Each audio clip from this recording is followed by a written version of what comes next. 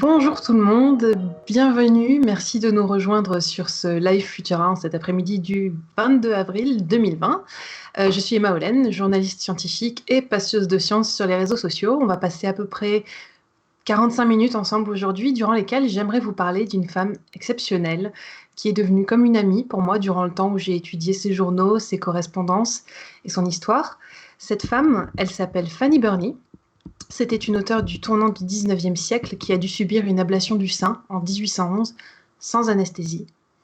Elle a raconté en détail son opération et les événements qui l'ont entourée dans une lettre à sa sœur, mais avant de commencer à vous parler d'elle, je vous propose que nous voyagions quelques années en arrière afin de partir à la rencontre d'Humphrey Davy et de découvrir l'époque à laquelle Fanny vivait. Vous avez peut-être déjà entendu le nom d'Humphrey Davy auparavant. C'était un philosophe naturel, ainsi qu'on appelait les scientifiques en son temps, et il s'est illustré par ses talents multidisciplinaires, sa curiosité sans fin et sa soif inébranlable d'expérimentation qui a donné lieu à d'innombrables théories et inventions. En 1800, à seulement 21 ans, il publie un volume de 580 pages qui décrit les attributs du protoxyde d'azote. C'est un gaz encore méconnu qui est synthétisé une trentaine d'années auparavant par Joseph Priestley. Davy va s'apercevoir que le gaz a des propriétés exhilarantes et, plus intéressant encore, il note que celui-ci est capable de supprimer la douleur.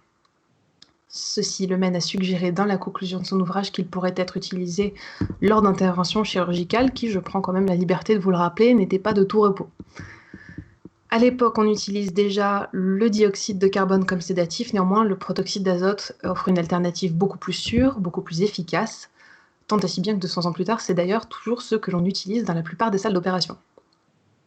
Malheureusement pour Davy, sa suggestion va rester ignorée pendant encore 40 ans, mais pas les effets de son gaz hilarant. Dès 1799, il va organiser des rassemblements privés, durant lesquels il invite l'élite anglaise à tester le gaz hilarant, et 30 ans plus tard, on voit fleurir de nombreux spectacles en Angleterre et ailleurs, proposant au public de tenter l'expérience. Je vous laisse imaginer le bazar que ça devait être.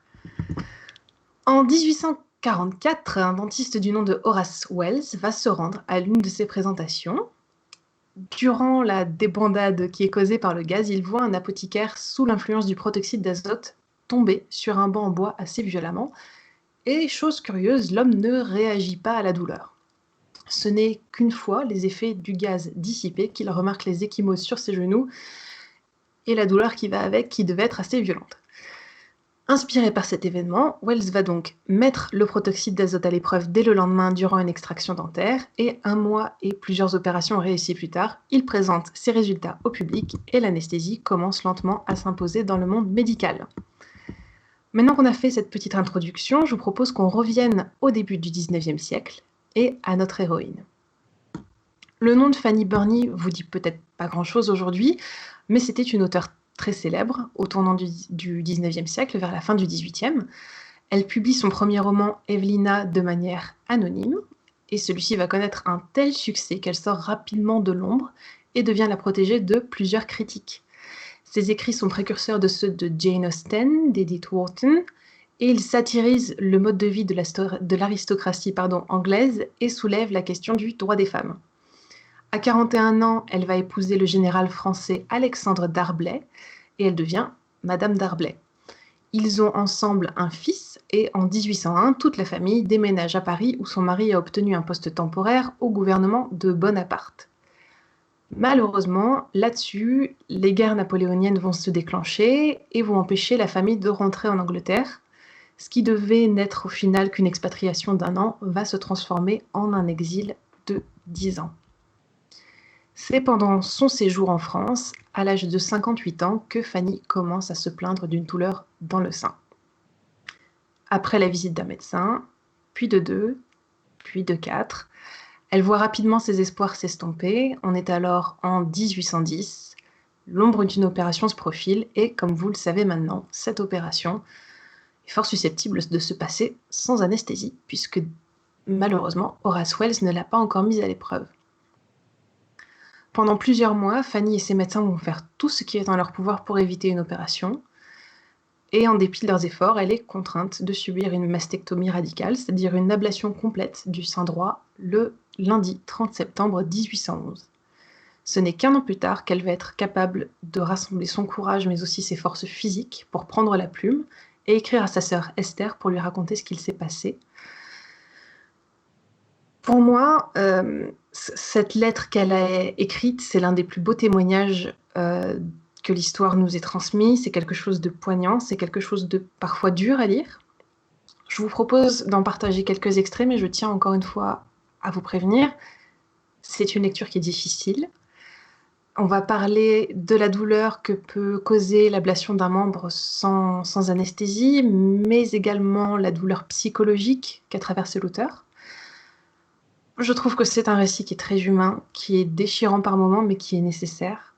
L'histoire de Fanny se termine bien, mais je voulais quand même avertir les plus sensibles d'entre vous, donc voilà qui est fait. Au bout de plusieurs mois d'une douleur qui va se faire toujours plus présente, et sur l'insistance de son mari et de ses amis, Fanny va devoir finalement accepter de voir son premier médecin, Monsieur Jouard, et elle va résumer sa visite en 2 lignes assassines. Prêtant tout juste attention à mes déclarations, il m'a fourni des instructions qui n'ont produit aucun résultat. Au contraire, mon état a empiré. Suite à cela, on a Monsieur Darblay qui va presser sa femme de voir Monsieur Dubois, qu'elle décrit comme le chirurgien le plus célèbre de France, accoucheur de l'impératrice, et premier chirurgien de la garde royale. Cette deuxième visite va marquer un tournant dans l'attitude de la romancière vis-à-vis de sa santé. Elle écrit « C'est alors que j'ai commencé à percevoir mon réel danger. Monsieur Dubois m'a tant intimé de demeurer sereine et de n'avoir aucune inquiétude que je ne pouvais que soupçonner qu'il y avait là fort à redouter. » Quant à son mari, elle dit « Lui aussi chercha à me tranquilliser, mais en mots seulement. Ses regards étaient choquants. Ses traits, tout son visage affichait le malheur le plus amer.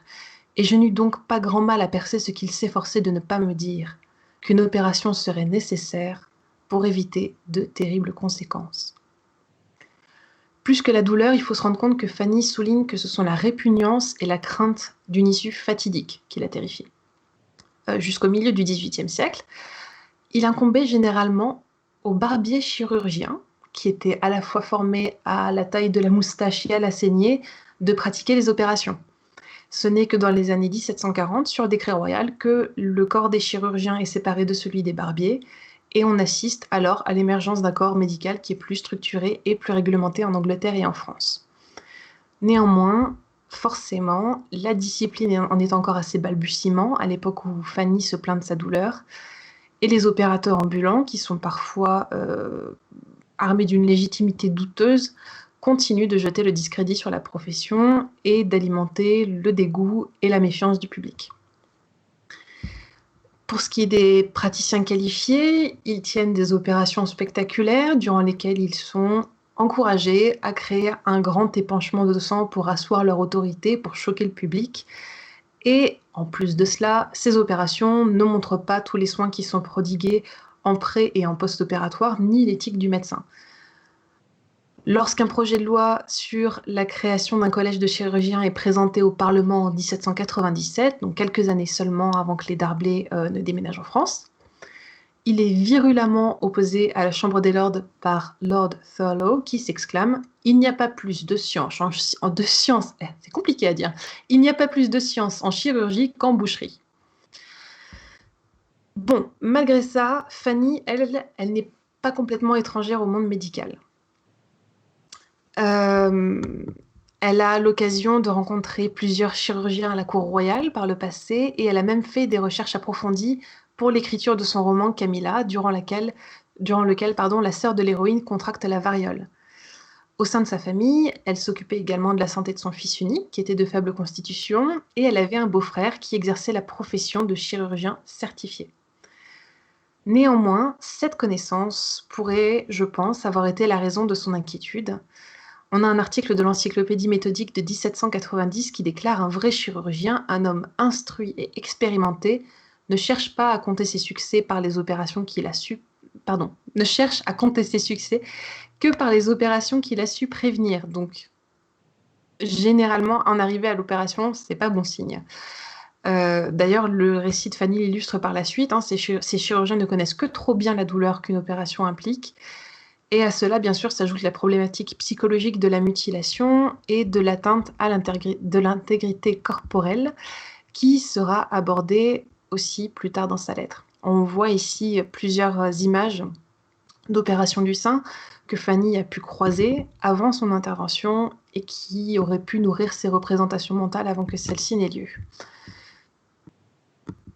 D'ailleurs, si vous regardez ici, j'aime bien cette image parce qu'on est pile à l'époque de Fanny, en tout cas plus ou moins, et c'est un homme qui se fait opérer d'un cancer du sein. Ce qui nous montre bien que c'est un problème qui ne concerne pas que les femmes. Peu de temps après la visite de Monsieur Dubois, Fanny est affligée de douleurs qui deviennent de plus en plus rapides et violentes, et elle se voit recommander le docteur Larrey, un chirurgien éminent qui avait vraisemblablement guéri une femme d'un trouble similaire sans recours à la chirurgie.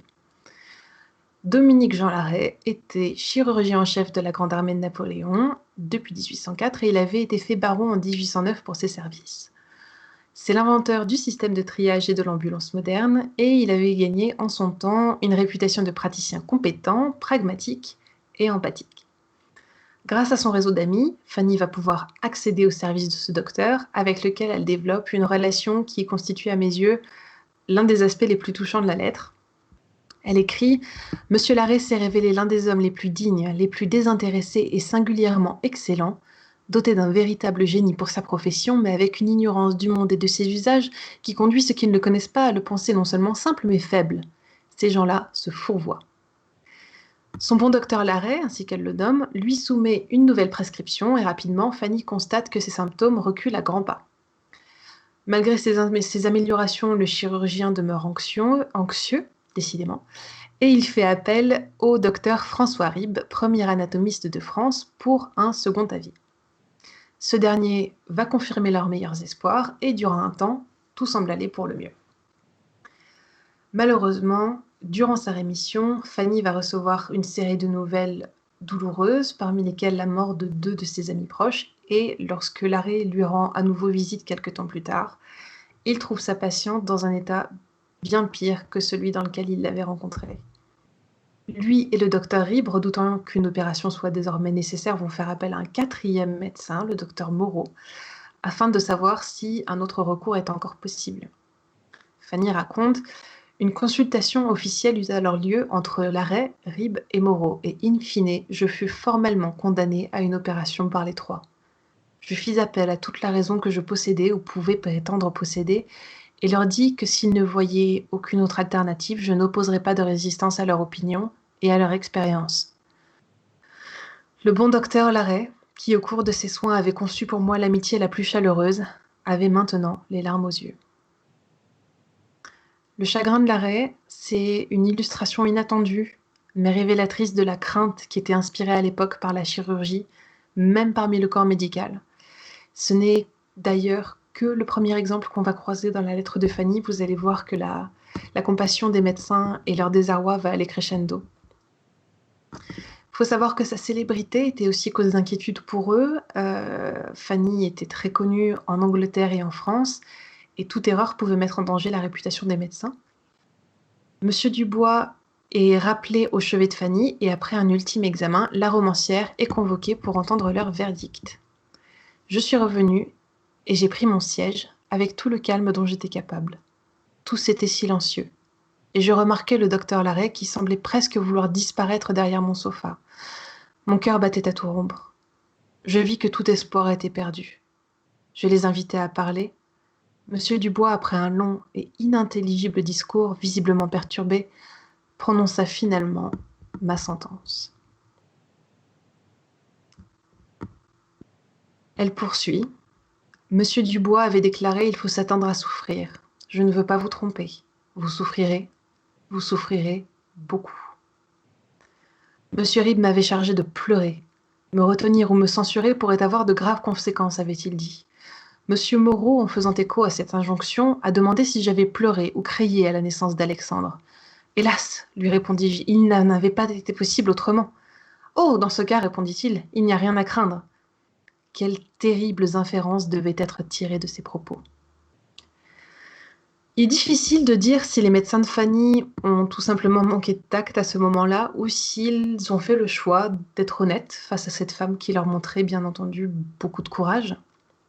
Quoi qu'il en soit, ils souhaitaient quand même à tout prix lui épargner toute angoisse supplémentaire et ils ont jugé préférable de ne pas divulguer la date de son opération. Avec elle, ils se mettent d'accord sur un préavis de 4 heures afin de lui laisser le temps de régler ses affaires juste avant l'opération. C'est ainsi que commence une longue et pénible attente pour Fanny, au cours de laquelle elle rédige son testament qu'elle confie à une de ses connaissances. Et elle écrit « J'attendais toutes les heures une assignation à exécution. Juge donc, quand à ma grande surprise, je me vis ainsi suspendue dans l'ignorance durant 3 semaines. Monsieur Larrey me rendait de temps en temps visite, mais ne prononçait rien et était toujours mélancolique. Ce que Fanny ne savait pas, c'est que ses médecins étaient réticents à mener l'opération, persuadés que ça ne ferait qu'accélérer l'arrivée de sa mort. Néanmoins, à force d'insistance de la part de leur patiente, qui leur soulignait qu'elle préférait de loin subir une fin rapide sans cette terrible maladie plutôt qu'une longue vie avec, Larrey et ses collègues finissent par céder. Le matin du 30 décembre 1811, Madame Darblay reçoit une lettre de son bon docteur lui donnant un délai de 2 heures pour se préparer. Elle va faire preuve d'un sang-froid et d'une efficacité remarquables.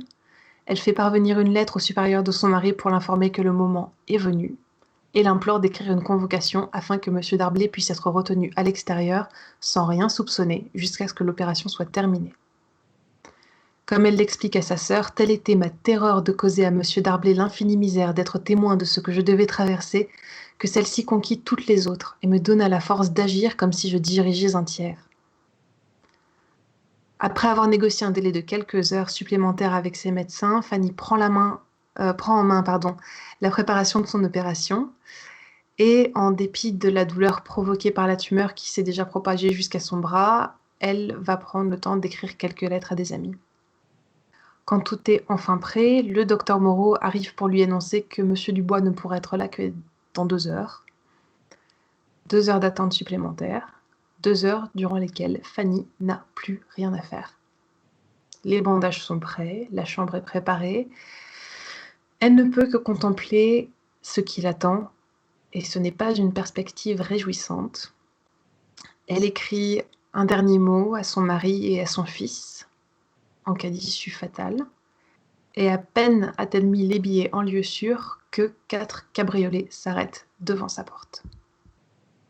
Le docteur Moreau va faire à nouveau son entrée et lui donne un verre de cordial, qui est un vin dont on pense qu'il aurait pu contenir une dose de laudanum en guise de sédatif.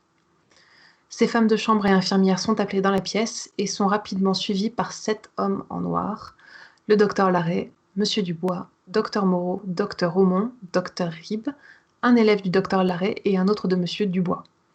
Fanny est interloquée par l'irruption inattendue d'une telle foule en noir, mais elle n'arrive pas à prononcer un mot.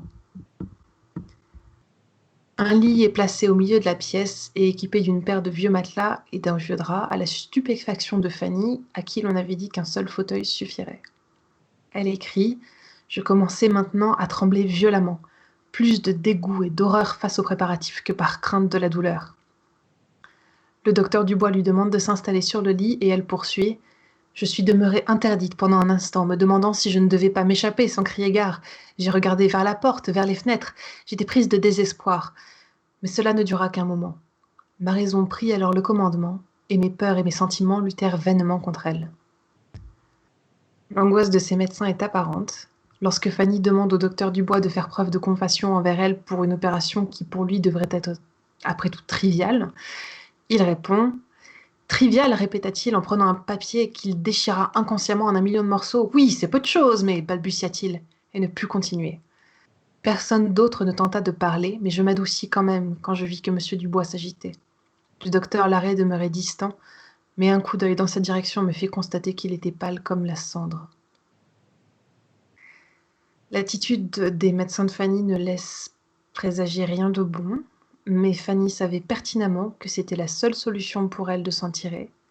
Elle s'installe donc sur le lit et un mouchoir est placé sur son visage pour cacher à sa vue l'horrible procédure qui est sur le point de se dérouler. Malheureusement pour elle, le tissu est transparent, et Fanny relate, brillant à travers la batiste, je vis l'éclat de l'acier poli et je fermai les yeux. Je ne laisserai pas une convulsion de terreur interférer avec la terrible incision. Plusieurs minutes de silence s'ensuivent durant lesquelles elle présume que ses médecins échangent des instructions par gestes.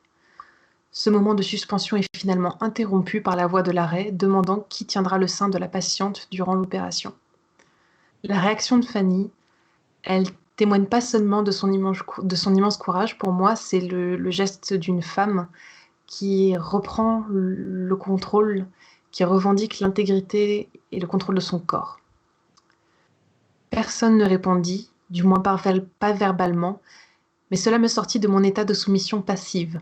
Je me relevai soudainement, jetai de côté le voile qui me couvrait les yeux, et à la question « Qui me tiendra ce sein ?» répondais en m'écriant « C'est moi, monsieur !» et je plaçai ma main en dessous. Elle est ensuite invitée à se recoucher, et à travers le mouchoir replacé sur son visage, elle distingue avec horreur Dubois indiquant par geste à ses pairs que tout le sein devra être retiré. Fanny décrit en détail les terribles 20 minutes d'opération qui suivent, durant lesquelles elle s'évanouit au moins 2 fois. J'aimerais vous lire cet extrait dans son intégralité, parce que je pense que chaque mot y est essentiel, et je pense qu'une coupure artificielle ne ferait que trahir non seulement sa sincérité, mais aussi les efforts que ça a dû lui coûter de coucher ces mots sur le papier. Je préviens à nouveau les âmes sensibles, c'est une lecture qui est pénible, qui est difficile, mais c'est pour moi le cœur du témoignage de Fanny Burney. Quand le terrible acier fut plongé dans mon sein, tranchant à travers les veines, les artères, la chair, les nerfs, je n'eus nul besoin que l'on m'ordonne de ne pas retenir mes cris. Je proférai un hurlement qui sonna sans interruption durant tout le temps de l'incision, et je suis presque étonnée qu'il ne résonne pas encore à mes oreilles, si déchirante était la douleur. Une fois l'incision faite et l'instrument retiré, celle-ci ne sembla pas diminuer, car l'air qui se précipitait soudainement dans ces parties délicates était tel une foule de minuscules poignards aiguisés et fourchus qui déchiraient les bords de la plaie. Mais quand je sentis une fois encore l'instrument décrivant une courbe, coupant contre le grain, si je puis dire, tandis que la chair résistait d'une manière si violente qu'elle s'opposait à la main de l'opérateur et la fatiguait tant et si bien que celui-ci était obligé d'en changer, alors, en effet, je crus que j'allais mourir. Je n'essayais plus d'ouvrir les yeux, ils étaient comme fermés, hermétiquement, si fermement clos que les paupières semblaient percer mes joues. L'instrument une seconde fois retiré, j'en conclus l'opération terminée. Oh non! Présentement, la terrible incision reprit, et pire encore, pour séparer le fond, la base de cette horrible glande des parties auxquelles elle adhérait. Encore une fois, toute description serait vaine, et ce n'était toujours pas terminé. Le docteur Larrey ne faisait que reposer sa main et, ô ciel, je sentis alors le couteau frotter contre le sternum, le racler.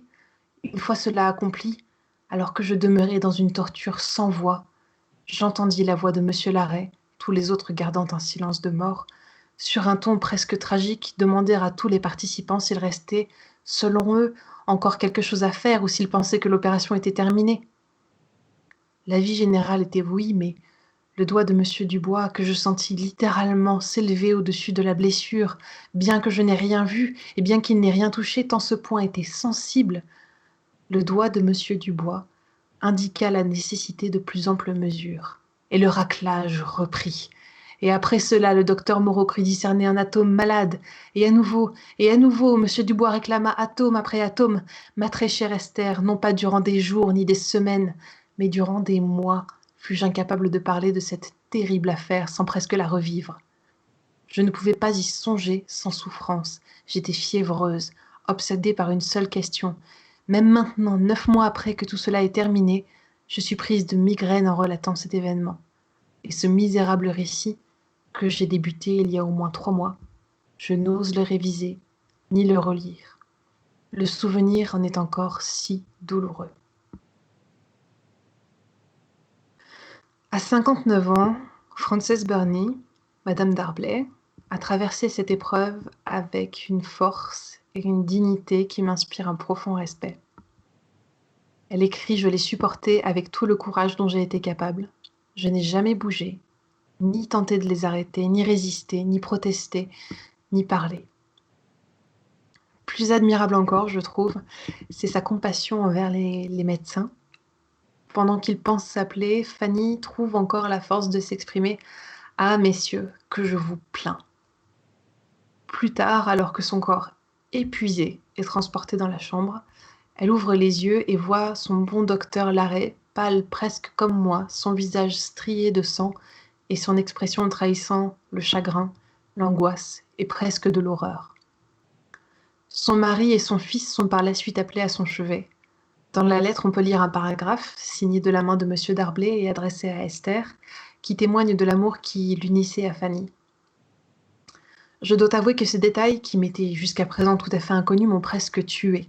Et je ne peux que remercier Dieu que cet ange ait eu le courage sublime de se priver du réconfort que j'aurais pu lui apporter, de m'épargner, non pas de partager ses douleurs atroces, c'était impossible, mais d'assister à une scène aussi terrifiante et peut-être de regretter de l'avoir rendue plus tragique encore, car je ne peux pas affirmer que j'aurais pu le supporter, je le confesse.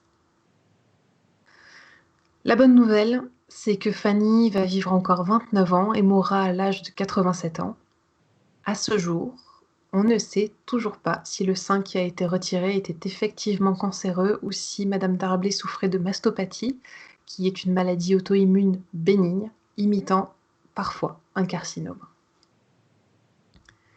Malgré toute la souffrance qu'elle a traversée, je voudrais tout de même, avant de terminer, rappeler que Fanny faisait partie d'un cercle réduit de privilégiés.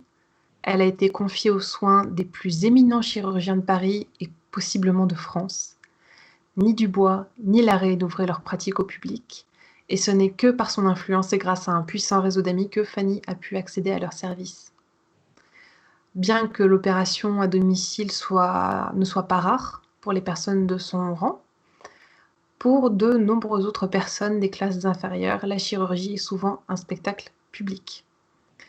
Dans plusieurs hôpitaux, les opérations se déroulent dans des amphithéâtres devant un public d'étudiants en médecine et de praticiens, et alors que certains chirurgiens se sont illustrés par leur rapidité et leur efficacité, il y en avait d'autres qui jugeaient que le moment était opportun pour discuter de l'état du patient avec leurs étudiants, tandis que l'homme, la femme ou l'enfant, toujours conscient, je le rappelle, sur la table, était allongé avec le ventre ouvert. Et si vous pensez que j'exagère, voici une lettre adressée au Lancet, donc un magazine médical, en 1826, qui décrit le cas d'un chirurgien qui, je cite, ayant exposé l'intestin pour révéler une hernie incarcérée, s'est adressé aux élèves sur quelques petites irrégularités du cas pendant 2 ou 3 minutes. De fait, cela me parut encore plus long, avec les vapeurs de l'intestin exposées remontant vers son visage.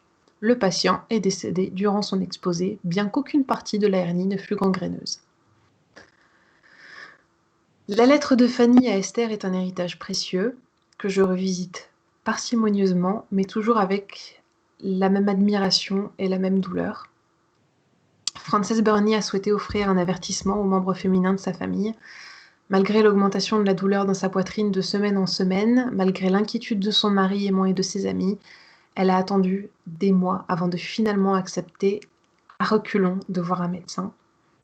Elle explique « Je pensais que leur crainte était infondée et ne pourrait vaincre ma répugnance. Je vous relate mon excès de confiance maintenant pour vous mettre en garde. Ma chère Esther, mes sœurs et nièces, si des sensations similaires se manifestaient. » Je pense que l'occasion est opportune pour rappeler que malgré les dernières avancées médicales, 627 000 femmes sont décédées du cancer du sein en 2018. La même année, décidément, 2,1 millions de nouveaux cas ont été diagnostiqués et ces chiffres continuent d'augmenter. N'oublions pas aussi, je l'ai déjà mentionné mais je le rappelle, que le cancer du sein n'est pas seulement un problème féminin, mais qu'il peut également toucher les hommes. L'histoire de Fanny, elle est donc encore tout à fait d'actualité et elle nous concerne tous. Je vous remercie pour votre écoute. Je voudrais vous recommander 2 lectures pour ceux qui voudraient aller plus loin.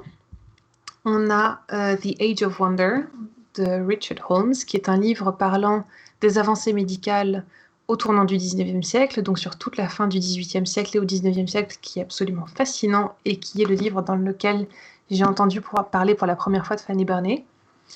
Et le second, c'est Making the Monster, The Science Behind Mary Shelley's Frankenstein. Je suis navrée pour les personnes qui ne parlent pas anglais, je pense que ni l'un ni l'autre de ces livres ont été traduits.